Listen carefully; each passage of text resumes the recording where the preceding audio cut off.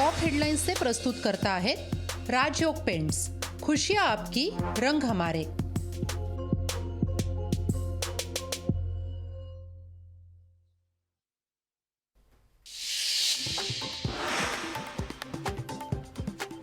अर्थमंत्री निर्मला सीतारामन यांनी सादर केला अंतरिम बजेट। 58 मिनिटाच्या भाषणात पहिली 20 मिनिटे सरकारी कामाचा लेखाजोखा।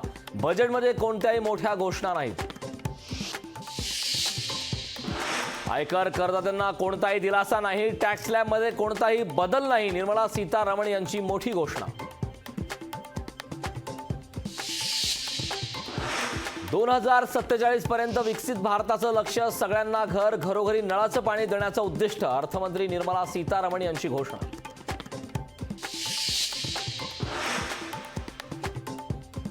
लक्षद्वीपचा पर्यटनाच्या दृष्टीने विकास करणार, पर्यटनाला चालना देण्यासाठी पायाभूत सुविधांची निर्मिती केली जाणार, बजेट दरम्यान निर्मला सीतारामन यांची घोषणा।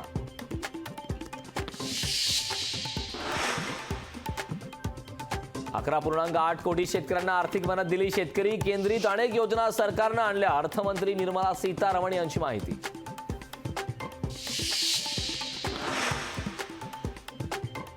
$25 कोटी लोकांना गरिबीच्या रेषेबाहेर काढलं, लोकांना आर्थिकदृष्ट्या सक्षम करण्यावर सरकारचा भर, अर्थमंत्री निर्मला सीतारामन यांचं विधान।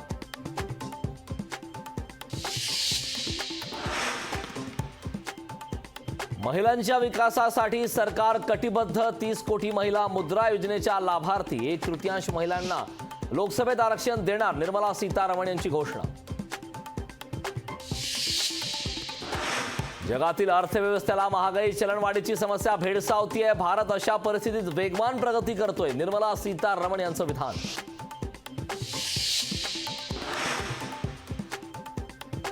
बजेटमध्ये विकसित भारताची गॅरंटी, अर्थसंकल्प विकसित भारताच्या 4 स्तंभावर आधारित, पंतप्रधान नरेंद्र मोदींचं वक्तव्य।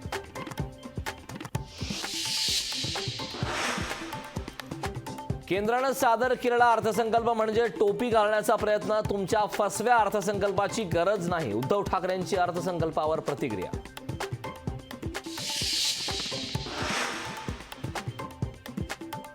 भ्रष्टाचार करा, भाजपात या, काही होणार नाही, हीच का ती मोदी गॅरंटी, उद्धव ठाकरेंचा सवाल।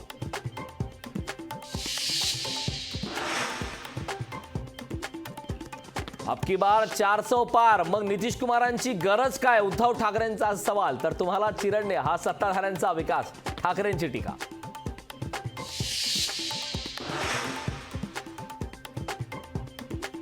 नरेंद्र मोदींची तुलना छत्रपती शिवरायांशी करणाऱ्या निर्बुद्ध, उद्धव ठाकरेंची गोविंदगिरी महाराजांवर टीका। तर राम हा तुमची खासगी प्रॉपर्टी नाही, ठाकरेंची टीका।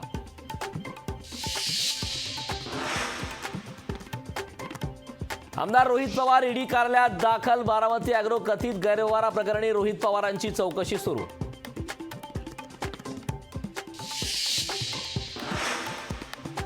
रोहित पवार यांच्या ईडी चौकशी विरोधात शरद पवार गटाचं राज्यभर घंटानाद आंदोलन, रोहित पवारांच्या समर्थनात कार्यकर्त्यांची घोषणाबाजी।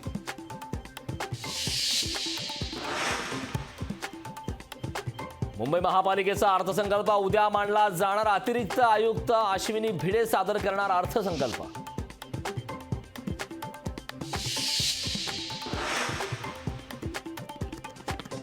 शिंदे गटात गेलेल्या माजी नगरसेवकांवर पालिका मेहरबान, माजी नगरसेवकांच्या प्रभागांवर पालिकेकडून निधीचा वर्षाव, विरोधी पक्षांचे नगरसेवक मात्र निधीपासून वंचित।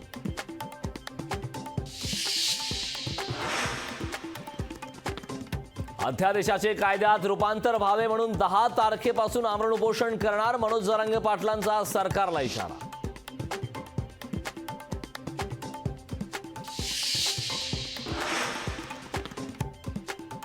कोकण दौऱ्याच्या पहिल्याच दिवशी उद्धव ठाकरेंना धक्का, माजी आमदार सूर्यकांत दळवींचा ठाकरे गटाला रामराम, सूर्यकांत दळवी भाजपात करणार प्रवेश।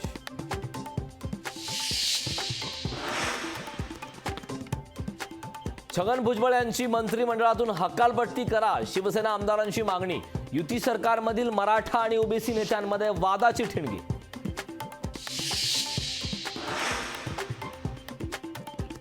महाविकास आघाडीत जागा वाटपावरून रस्सीखेच, 8 ते 10 जागांसाठी रस्सीखेच, जागांचा वाद मिटवण्यासाठी उद्या मवियाची बैठक।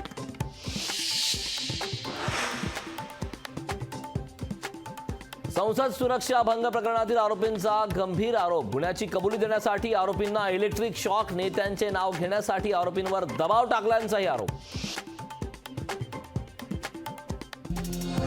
टॉप हेडलाईन्सचे प्रस्तुत करता आहेत राजयोग पेंट्स.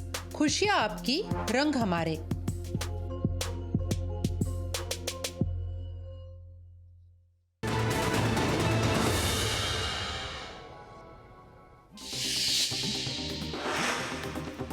पीएम गतिशक्ती योजनेअंतर्गत रेल्वेचा विकास. 14,000 रेल्वे बोगी वंदे भारतच्या धर्तीवर विकसित करणार. केंद्रीय अर्थमंत्री निर्मला सीतारामन यांची घोषणा.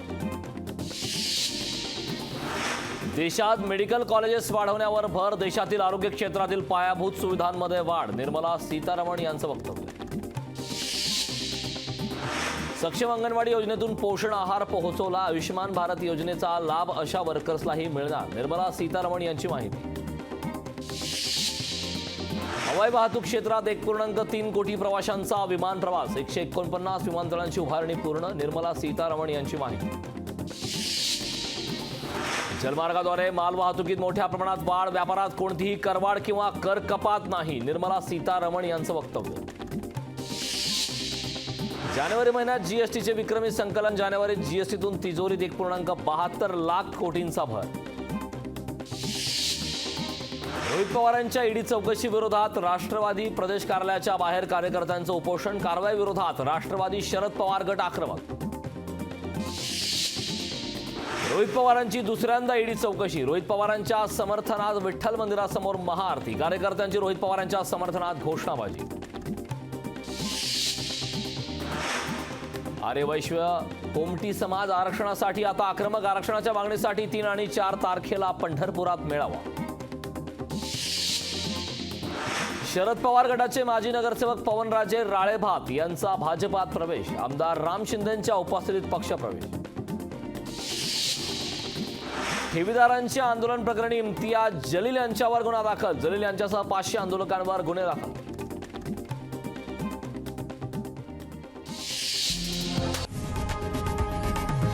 लोकशाही मराठी ऐका, पहा, जागरूक रहा.